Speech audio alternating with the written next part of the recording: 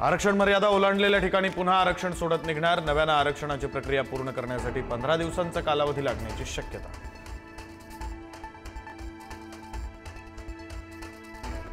मस्साजोगचे सरपंच संतोष देशमुख यांच्या हत्येला 1 वर्ष पूर्ण। स्वर्गीय संतोष देशमुखांचा आज तिथीनुसार वर्षश्राद्ध।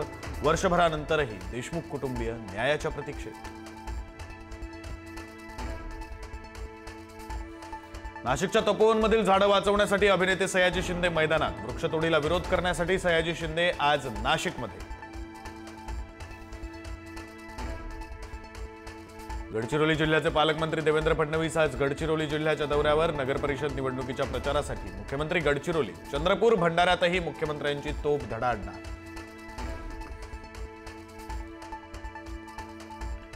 उपमुख्यमंत्री एकनाथ शिंदे अहिल्यानगर, अकोला आणि लातूर दौऱ्यावर। शिवसेना उमेदवारांच्या प्रचारार्थ शिंदे मैदानात।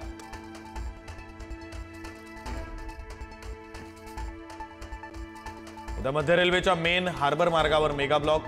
हार्बर ट्रान्स हार्बर मार्गावरील लोकल सेवा 6 तास राहणार बंद। ब्लॉक कालावधीत सीएसएमटी ते मुंबई वाशी विशेष लोकल।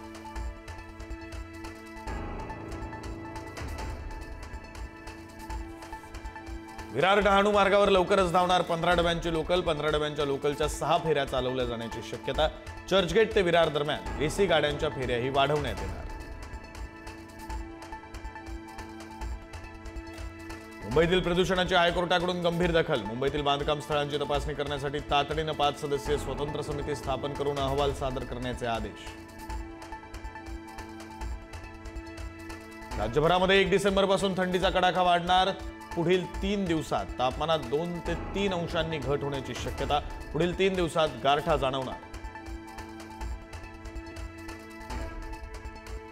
11 जहाल नक्षलवाद्यांचे गोंदिया पोलिसांसमोर आत्मसमर्पण। हिडमाच्या मृत्यूनंतर नक्षल चळवळीला हादरा। भारतीय अर्थव्यवस्थेची जुलै ते सप्टेंबर या आर्थिक वर्षातील दुसऱ्या तिमाहीमध्ये 8.2% झेप। देशांतर्गत मागणी वाढल्यानं अर्थव्यवस्थेची झेप।